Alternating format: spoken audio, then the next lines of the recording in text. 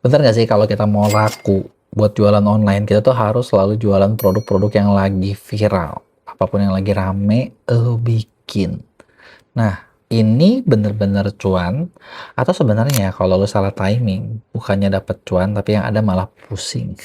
Kenapa lo ngabisin duit buat bikin produk yang nyawanya udah pendek gitu loh. Nah, gua tahu nih buat banyak para seller atau mungkin seller pemula, masih banyak yang suka mikir kayak, aduh ini gue jual apa ya? Jual ini laku nggak ya? Apa gue ikutan aja tuh, itu produk kan laku. Kalau gua jual, gue bakal kebawa untung dan lain sebagainya. Nah, di video ini gue bakal cerita beberapa pengalaman gua dalam milih produk gitu kan. Ada yang untung, jujur ya pasti ada yang untung lah. Tapi maksud gue, yang untung ada juga. Gimana ceritanya, terus gimana solusinya biar rame, pastiin tonton video ini sampai habis. Tapi sebelum kita mulai, buat kalian yang baru nonton, jangan lupa buat klik tombol subscribe-nya dan aktifin lonceng notifikasinya ya. Yuk kita mulai. Gitu ya. Nah, gue tahu nih, hampir 90% seller, ya termasuk gue juga dulu pernah lah, fair ngomong gitu kan. Kita itu gampang banget tergoda kalau misalnya lihat ada kompetitor jual produk yang kok nih produk laku banget ya, kok produk gua nggak kayak gitu ya, gitu kan. Dan ujung-ujungnya apa coba? Apalagi kalau misalnya tuh produk viral, viral parah gitu kan. Ujung-ujungnya adalah biasanya pasti kita tergoda buat ya dua macam sih yang dilakuin. Satu, lu beli produk yang sama lu jual jadi kompetitornya gitu kan. Terus kalau bisa ya banting-banting lebih murah dikit karena gua belum punya nama, yang penting nanti juga kan orang tahu gua punya, yang gua tahu banyak seller lain sebel juga. Tapi ya ini bisnis man, bener kayak juga ini bisnis, jadi mau gimana lagi gitu kan. Atau kedua, lu bikin produk yang serupa, yang mirip-mirip, dan udah gitu ya apa coba, kita jualnya lebih murah lagi, bener nggak? Karena mikirnya gini, anjir dia ada sehari dapat 1000 order, ya gua mirip-mirip dapat 500 masih oke kali ya, dia untungnya segitu, serakah lu mah, gua mah ya setengahnya juga nggak apa-apa deh, yang penting masih untung. Aku, bener nggak? Siapa yang diantara kalian pernah kepikiran ngelakuin kayak gitu? Gitu, jujur gue juga pernah, dan biasanya gue juga kayak ngeliat kayak, hah, kok gini banget ya gitu ya, kok enak banget ya gitu. Tapi yang perlu mau gue bahas di sini adalah ketika lo mau melakukan seperti itu, lo bikin produk orang apa, ngeliat produk yang ikutan viral gitu ya. Nah ini itu tuh bukan dibilang ya semua pasti ada untungnya, tapi ada resikonya juga.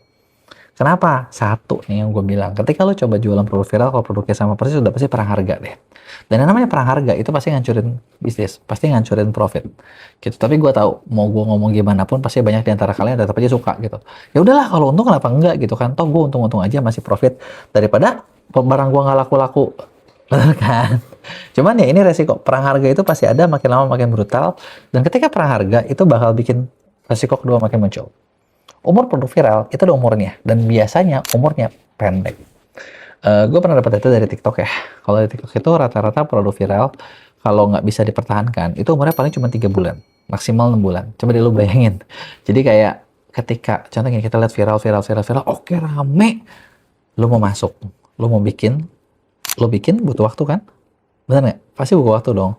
Udah gitu ketika lu mau jual, nah pertanyaannya satu, kalau umurnya pendek, ketika barang lu siap jual, ketika lu promosi, masih ada umurnya nggak? Jangan sampai gini, gue pernah juga ya ngalamin kayak, gue lihat semua orang kayak jual apa, belum lama gue bikin produk, gitu kan, kayaknya untung nih, gitu. Nah, terus gue ngomong sama partner gue kan, salah satu bisnis gue ada yang tentang produk, gue joinan, gitu kan, karena nggak mungkin gue, jujur sih, gue nggak mungkin gue ngerjain semua sendiri, jadi ya gue tahu kalau gue sendiri nggak bisa, jadi gue mendingan kerja sama banyak orang, ya untungnya memang bagi-bagi sih, tapi ya tetap profit, bener nggak? Jadi gue pengen tahu tuh, lo ada yang tipe sama gue nggak? Gitu, jadi gue ngomong partner gue, dan partner gue tuh pede abis, dan kita hitung-hitungan, kalau produksi 500, 1000, 2000 sekian gitu kan. Dan sebenarnya gue juga kan, maksud gue suka bilang ya kalau cerita di ini ya, lu bikin produk jangan banyak-banyak, yang penting marketingnya segala macam gitu kan.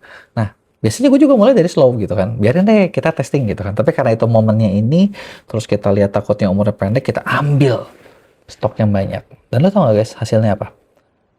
Barangnya nggak habis. Mana ada umurnya lagi. Tapi ya udah mau gimana lagi kan, maksud gua kan ya bisnis gitu kan, kita udah ambil resikonya. Memang sih kalau dihitung-hitung secara bikin produk itu masih untung sedikit, tapi akhirnya dead stocknya juga ada, umurnya udah keburu habis gitu kan. Makanya gue bilang ketika lo bikin kayak gitu, resikonya gini, umurnya cukup nggak gitu. Di gua aja umurnya ternyata ya nggak cukup gitu. Akhirnya ada stok yang kita nggak keluar. Ya udah, gue juga nggak tahu nanti stoknya apa. Apakah nanti mau dibagiin, apakah dibandingin? Ya udah mau gimana lagi gitu kan. Nah makanya itu adalah resikonya. Nah biasanya ketika seller itu lagi mau bikin produk viral gitu kan. Nah ada beberapa kesalahan yang gue sendiri juga pernah lakuin. Satu, lu ikut-ikutan tanpa riset gitu kan. Jadi kayak ketika gue masuk, gue telat momennya. Karena bisnis itu kan ngomongin momen juga dong. Karena kalau pikir-pikir ya, jadi kayak bisnis itu mirip sama kayak lo lihat pasar saham deh gitu kan, ada saham yang lagi bagus naik naik naik naik naik naik, naik. Tapi kan nggak ada yang namanya naik selamanya, bener nggak? Ada momennya di mana dia bakal turun. Ketika lu apa ya, lu nggak ngeriset dengan benar atau lu ikut-ikutan, lu masuk, lu bikin waktu segala macam, ketika itu turun, bye bye, bener nggak? Lu beli di pucuk, ada sisa tuh, gitu. Karena biasanya ikut-ikutan tanpa riset, gitu kan. Jadi kayak biasanya kita terlalu tergoda, ini kayaknya untung apa enggak kita masuk, padahal riset kita kurang matang, ya. Yang kedua adalah biasanya langsung nyetok gede. Nah tadi gue cerita, gue sendiri juga kena gitu kan. Ketika lo bikin kayak gitu langsung nyetoknya gede, karena kita bikinnya rugi nih kalau cuman segini, ya kan, bener nggak? Apalagi ini lagi viral, lagi rame, lagi apa? Padahal yang kita kagak tahu adalah umurnya. Umurnya masih lama nggak? Umurnya masih pendek apa udah panjang? Masih baru apa udah lama nih? Karena gini, viral itu bisa jadi kita telat. Karena fair ngomong lah, maksud gue susah kita buat tahu apakah ini bakal viral apa enggak. Dan ketika kita udah tahu udah viral, biasanya udah cukup, waktunya udah cukup berlalu. Gitu kan. Nah, terus jadi gimana strateginya biar ketika kalian jualan produk viral itu lebih aman? Yang pertama adalah sebenarnya ya pasti lu ketika mulai ya jangan langsung masuk testing. Jangan langsung jor-joran deh. Jadi testing dulu.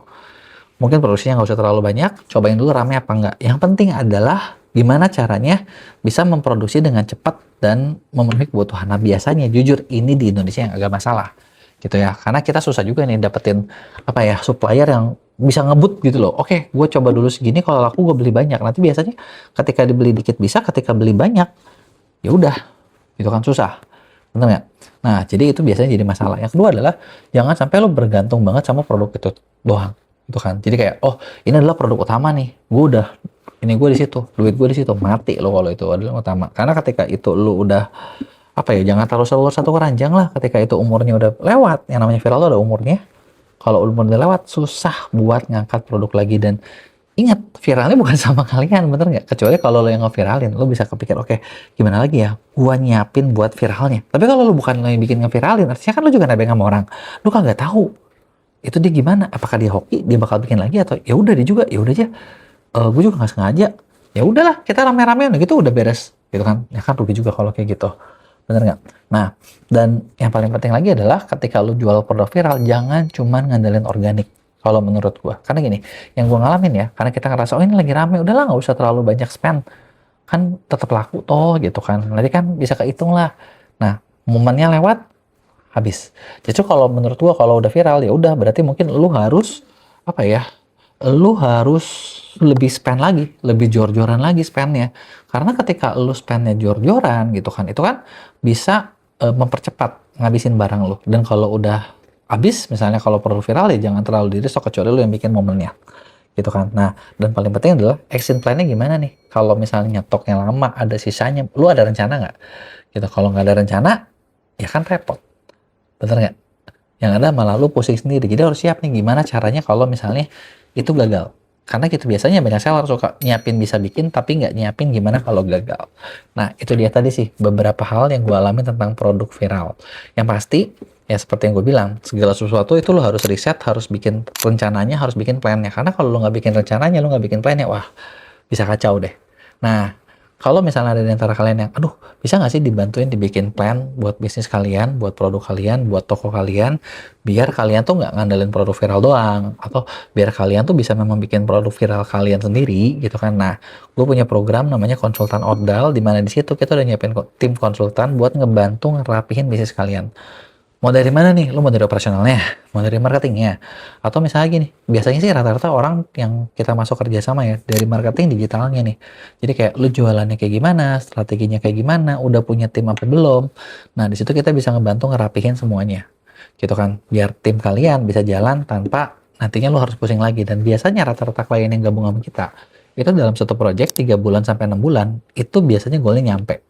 Gitu ya. Jadi kalau misalnya dia mau naik omset berapa persen, kekejar tuh rata-rata. Jadi kurang lebih seperti itu. Kalau ada yang mau lo tanyain, tulis di komen, bakal gue jawab di Q&A. Jangan lupa buat like dan share. Cara jualan laris di Shopee tanpa harus jadi yang termurah. Ini gue yakin nih sesuatu yang pasti diidam-idamin sama banyak seller. Karena kenapa? Ya fair ngomong sih. Karena kita tuh kadang sering ngerasa kayak, lo kalau jualan di e-commerce, apalagi di Shopee, kalau lo nggak termurah, lo kalah. Bener gak sih? Gitu. Nah, video ini khusus buat ngejawab semua pertanyaan kalian, semua keluhan kalian tentang gimana caranya buat menang tanpa jadi yang termurah. Gitu ya. Nah, tapi sebelum kita mulai, buat kalian yang baru nonton, jangan lupa buat klik tombol subscribe-nya dan aktifin lonceng notifikasinya. Ya, yuk kita mulai.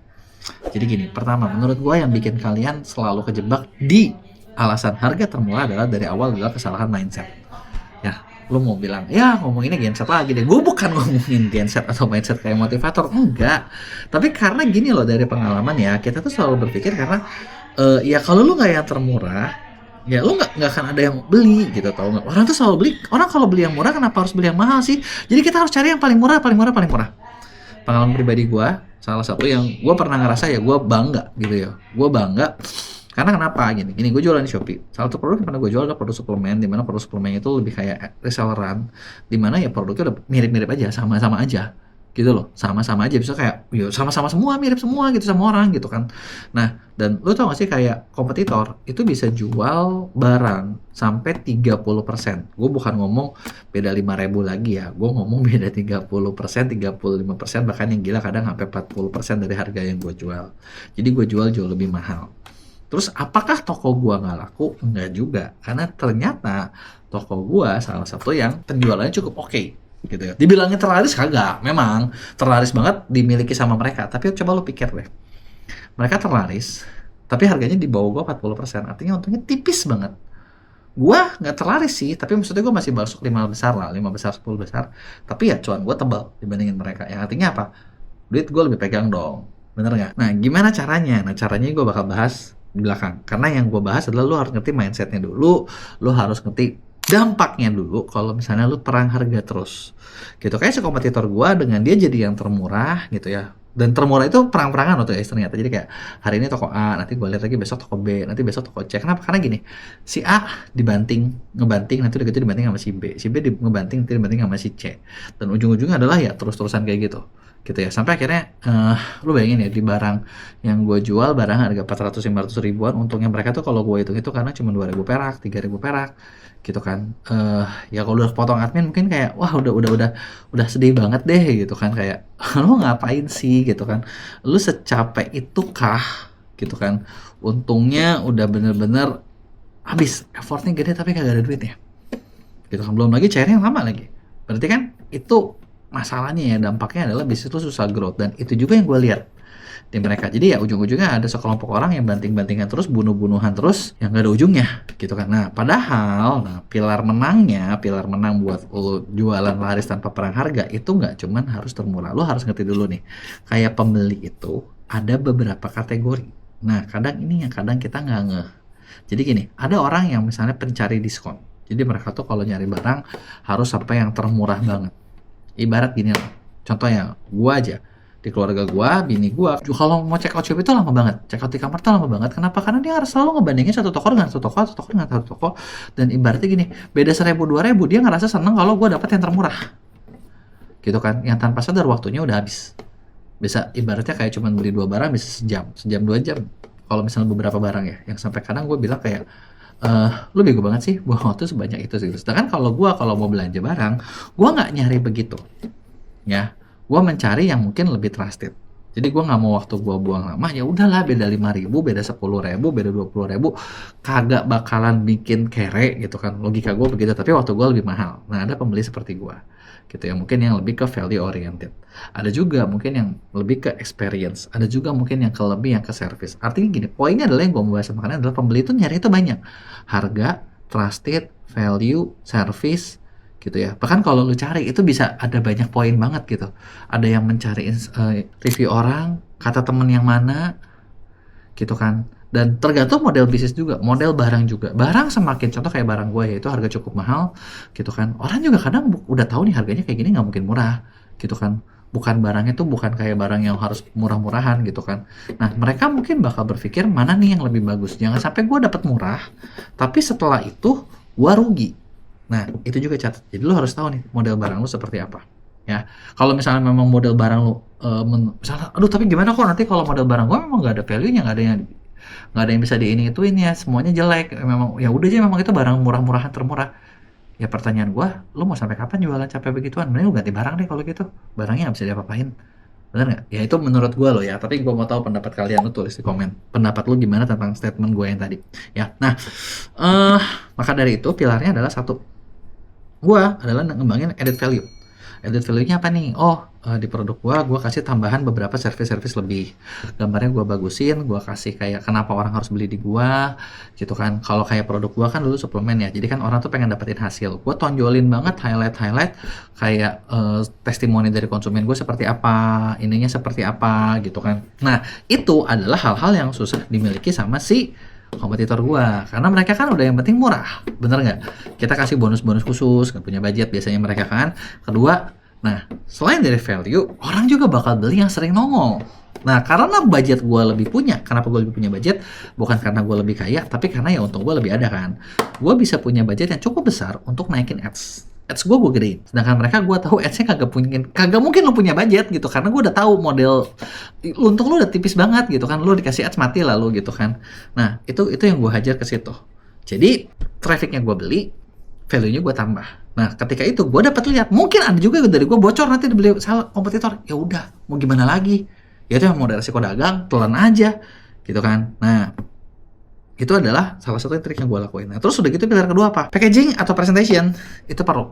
Jadi misalnya presentationnya berarti kayak lu di SKU lu bagus nggak? Fotonya gimana? Seprofesional mungkin bisa kagak?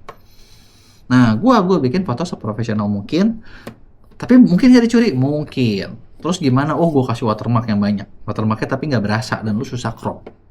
Jadi kalau misalnya kompetitor ambil barang gue, tetap aja nama toko gue yang disebut, yang kelihatan. Dan terus di situnya juga gue tambah-tambahin poin kayak nih ciri-ciri yang asli apa, ciri-ciri yang ini seperti apa, ciri-ciri yang palsu seperti apa. Jadi tanpa sadar gue bikin edukasi ke calon konsumen gue. Harga aslinya segini loh. Kalau harga yang lu beli bukan segini, lebih murah, lu hati-hati lo, jangan sampai palsu. Ini ingat, ini diminum. Diminum kalau misalnya lu palsu, mati lo gitu kan. Tidak bertanggung jawab nanti dia gitu lah, kurang lebih itu story yang gua ini. Dan story itu ngebikin pilar ketiga, kepercayaan atau trustnya dapat. Memang sih gua nggak bisa maksudnya mendapatkan semua orang, banyak juga yang sama-sama aja kok, ini kayak gini kok, ini lebih murah kok. Tapi buat orang yang maksudnya tidak mau ambil resiko, ya tetap beli ke gua. Dan jangan lupa gua untung lebih gede. Jadi ya udah, dia ngejual, logikanya ya, dia ngejual 15 botol, 10 atau 15 botol, itu setara dengan gue jual 1 botol. Jadi secara bisnis ya tetap gue lebih bagus. Secara bisnis tetap lebih sehat. Jadi meskipun seperti itu, lo bisa laris kok gitu loh ya. Nah, terus gimana nih caranya? Apakah trik gue tadi gitu ya bisa dipakai semua orang? Ada nggak sih strateginya? Nah, di sini gue mau spill sedikit strategi yang bisa kalian lakuin buat jualan di Shopee biar lebih laku. Pertama adalah lo bener-bener riset dulu. Lo riset, Shopee itu kuatnya di search gitu ya. Nah, lo lihat di riset keyword apa aja sih gitu ya, keyword apa aja sih yang memang maksud gua tuh dicari orang, yang dicari orang berhubungan dengan barang lu. Terus udah gitu lu kalau misalnya mau lihat kompetitor yang murah-murah, mereka kelemahannya apa, mungkin itu bisa jadi value buat produk lu diperbaiki supaya barang lu tuh meskipun lebih mahal ya lebih menjual gitu. Tapi kalau lu bikin barang sendiri udah jauh lebih enak deh gitu kan. Nah, setelah itu lu atur produk lu, SKU lu itu harus sesuai dengan maksudnya yang kira-kira orang cari gitu kan, yang orang harapin seperti apa, itu lo harus bikin gitu ya. Nah, yang kedua adalah misalnya nih kan ketika di Shopee itu dia juga kan banyak main yang namanya campaign, diskon, flash sale gitu kan. Lu jangan polos ketika bikin barang. Maksudnya polos tuh gimana? Misalnya gini, gue punya barang ini misalnya katakanlah gue mau jual harganya 100.000. Jangan lu tampilin 100.000, lu naikin lebih dikit. Biar apa? Biar lu punya spare budget buat masukin harga coret, masukin diskon, masukin flash sale, masukin campaign, lu punya budget. Tapi kalau udah 100.000, lu bakal dipotong, dan makin banyak potongan, pusing. Bener nggak? Terus kalau gitu bisa nggak kalau gue udah salah, gue naikin terus gue coret lagi? Nah, itu lu kena pelanggaran. Jadi lo kalau mau kayak gitu lo harus naikin dan gitu turun nilai nanti seminggu kemudian. Jadi ya itu juga resiko gitu ya. Jadi nggak bisa jadi dari awal sebetulnya. Dan strategi yang bisa lo mainin juga adalah mainin bundle. Mainin bundle, paket diskon gitu kan. Promo-promo Shopee itu ada banyak voucher-voucher konversi yang lo bisa mainin gitu kan. Nah, tapi mainin itu juga dulu itu nih marginnya gimana. Makanya di awal salah satu strateginya adalah jangan sampai langsung pasang harga udah terlalu rendah. Karena kalau udah terlalu rendah lu capek banget buat ngangkatnya, lu capek banget buat naikinnya. Oke? Nah, kurang lebih seperti itu. Nah, ada nggak strategi yang bisa dispesialisasi, dipersonalisasi sesuai dengan produk atau toko lu? Ada. Tapi nggak mungkin gue bahas di konten, karena kayaknya kalau di konten juga datanya nggak kelihatan gitu kan. Dan gue punya tim buat bikinin strategi yang bener-bener tertarget sesuai buat lo. Kita punya program namanya konsultan pendampingan ordal. Di sini tim kita bakal ngerisetin secara deep, secara dalam tentang toko lo kayak gimana, potensi bisnis lo seperti apa yang perlu lo lakuin biar toko lo makin laku.